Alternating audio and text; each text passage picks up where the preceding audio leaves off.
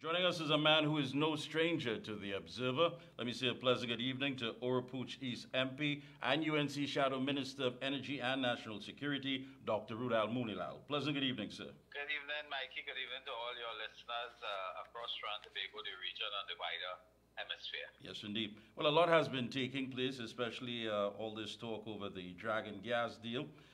You challenged the government to reveal details of the agreement between Trinidad and Tobago and Venezuela for the Dragon field gas deal. However, there was a reply from the energy minister who stated that the UNC was on a campaign of misinformation and attempting to mislead the population in matters surrounding the Dragon gas field development. I mean, when you hear these things, based on what you said, and you laid it out quite comprehensively on Sunday, there seems to be more questions than answers as far as the license granted. Go ahead. What has happened is that it was regrettable that Trinidad and Tobago had to learn of some of the details of this Dragon gas deal from the official Gazette publication of the government of the Bolivarian Republic of Venezuela. The Trinidad and Tobago government refused flatly to provide information, claiming confidentiality clause and non-disclosure clause and so on. And the Venezuelan government published the entire deal on their official gazette. And this was a shame that we have reached the stage where we depend now on Venezuela for accountability and for disclosure.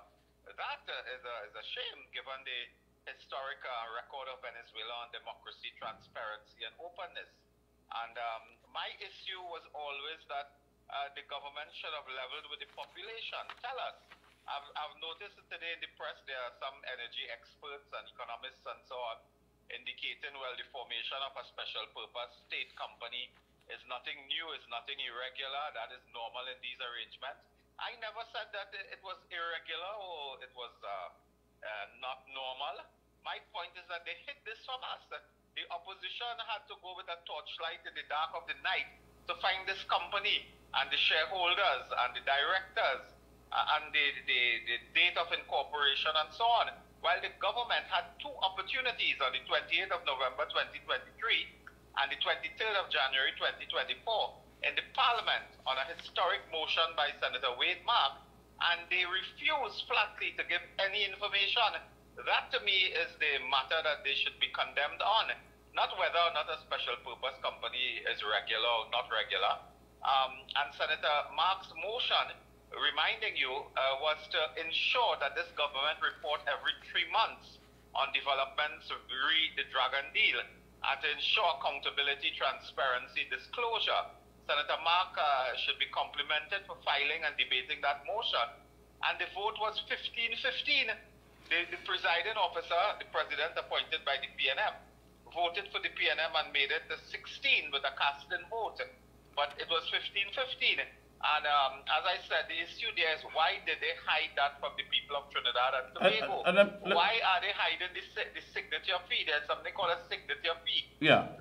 They are saying it's not $65 million, but they cannot tell us how much it is. Is it 64? Is it 63? Is it 61? They cannot tell us. And I wanted to remind your listeners, Mikey, that when under the partnership government, we passed policies and law and so on, to ensure that that we get foreign direct investment in the energy sector to create the jobs and the circulation of income and so on. We were condemned by the PNM that we were giving away money for investment and giving away money to the multinationals and so on and selling out the patrimony of the country. Today, they cannot tell us how much they are paying in a signature fee to Maduro in an election year. They cannot tell us, for example, what bonus they will pay to the government of Venezuela. And I find that to be rather interesting. I mean, they're saying that the license for the Dragon reflected a bonus payment element that has to be made by Shell and NGC. And it is considerably less than US $65 million. And the payment is a structured one with part payments to be made over time and when certain milestones are met. Again, we're in the dark about these milestones. I mean, the fact of the matter is, if they want to know exactly as far as transparency, and that was gazetted in Venezuela, they want transparency. They don't want to be duped. So they need to know, based on the fact that I think it's 45% that Mr. Young stated that would gross for Venezuela Now, we're talking gross here. We're not talking Yes. net. So which means the expenditures haven't been removed. So we're talking the gross figure. But the thing about it is that Venezuela would also want to know, of course, how much is going to be sold in LNG and how much is going to be sold in petrochemicals, as far as ammonia and all of these other products, byproducts of it. I mean, taking that in consideration, where does the $65 million play a part? Well, that $65 million is, to me, a lump sum payment on sealing the deal paid to Mr. Nicolas Maduro in a year of elections. Don't forget, Mr. Maduro is facing the polls this year. Whether it's fair or free, we don't know. But there's an election, and this government is on the verge of giving away what could be $65 million United States dollars to the head of the Venezuelan government. And as you quite rightly say, Venezuela is taking a lion's share of the proceeds of gross, and they are not paying anything. In fact, they're building nothing. They're building absolutely nothing and contributing nothing to the investment, and walking away with what could be 45% or more of every dollar made on this project. And what we are saying is that please be honest. For once, be honest. Do not try to deceive and dupe the population of Trinidad and Tobago. Level with us, tell us what are the arrangements in place, and this government has failed terribly. And it reminds me so much of the scandals associated with sandals.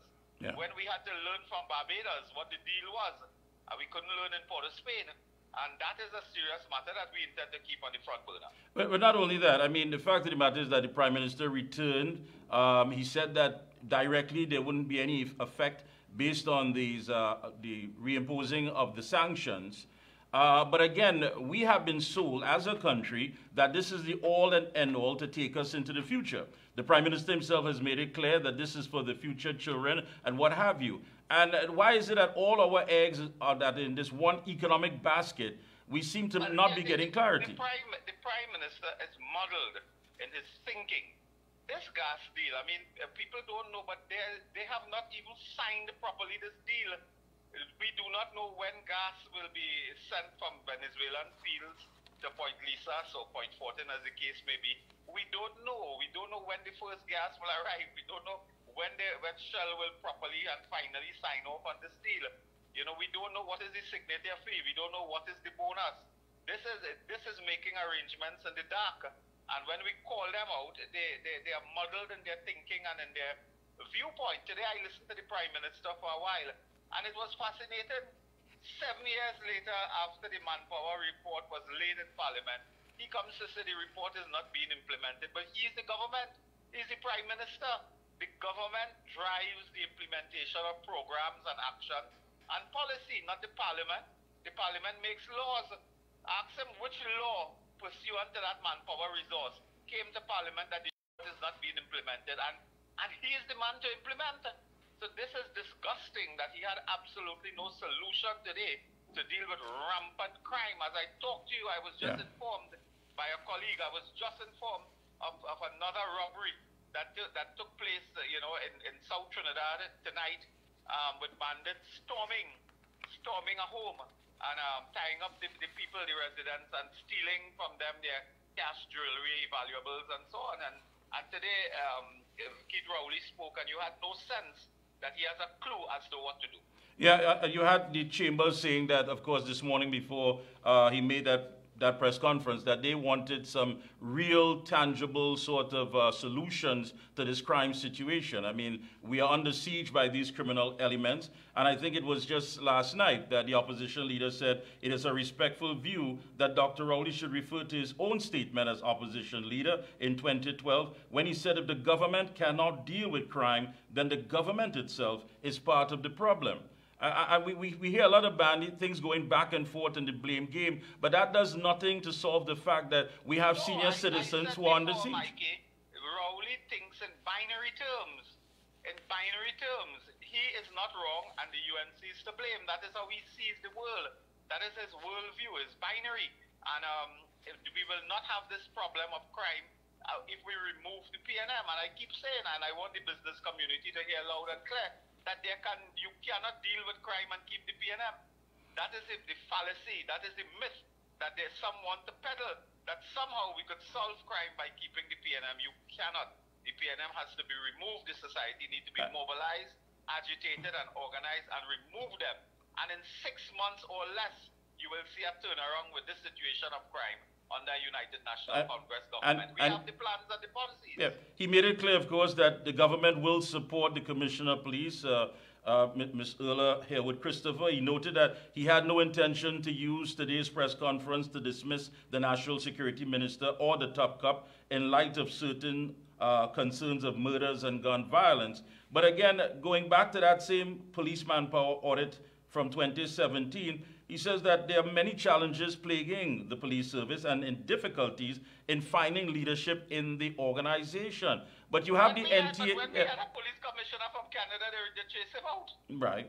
But listening to what the NTA political leader Gary Griffith is saying, that there was political interference as far as the selection of a top cop. Of the top cop is concerned, and I have called for the Police Service Commission to explain their assessment and reports and review and interview and so on that allowed this person to be nominated, because they are coming with three deputy police commissioners now. One is Mr. Wendell Lucas, one Mr. Benjamin, and one Ms. Natasha George. They have recommended them as deputy commissioners of police, and we ought not to take the Police Service Commission seriously after this debacle that they portrayed. They have to account, and they have been appointed by the Keith Rowley administration, and one wonders whether they're politically compromised and their integrity has collapsed, in this fiasco. So, Mike, thanks a lot. I want to thank you so much, Dr. Moonilal, for the time. Thank you so much again. Thank you so much. And that was Oropouche East MP and UNC Shadow Minister of Energy and National Security, Dr. Roodal Moonilal.